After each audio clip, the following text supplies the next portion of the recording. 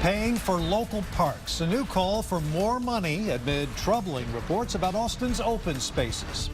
The drought and fast population growth are taking a toll on Austin city parks. That has some people calling for more city spending to maintain those parks. Today at City Hall, a citizens group called Great Austin Parks called on the city to add $4.75 million to the park's budget. They say some of this is about safety, pointing out a weekend incident where a tree on the hike and bike trail fell on a runner. Well, right now, city leaders are still working out final details on that budget. Tonight, Parks and Rec will hear a pitch that some say will solve some of the department's money woes, a plan to develop Hancock Golf Course.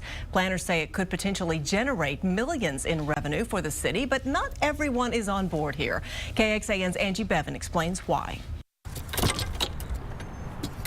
Well, quite frankly, it's accessible, which means I don't have to travel outside the city or go south of the river. Hancock Golf Course is one of the oldest in Texas, founded in 1899. Green spaces of this kind are not likely to be found. A firm in Austin has a new vision for the space. Keep some of the green, but develop it to help the city's Parks and Recreation Department. It could be done and nice 2 years from now. $10 million in the bank. Huddleston's mediation firm suggests the city should turn the roughly 45 acres into a mixed-use development.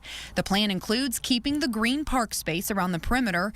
It would allow for about 55 lots for single-family homes.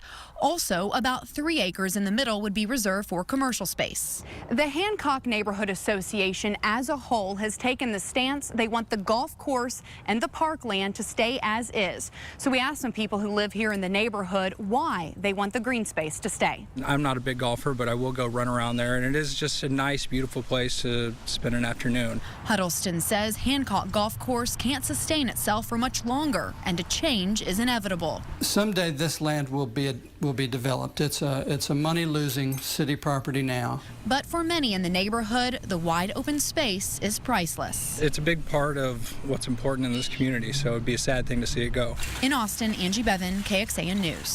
We asked the city of Austin how the Hancock Golf Course is doing now. Well, in the past couple of years, the Parks Department has spent more money to run that course than it's actually brought in.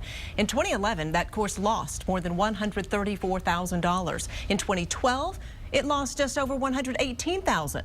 However, revenue from the city's entire golf course division has exceeded costs over the past 2 years.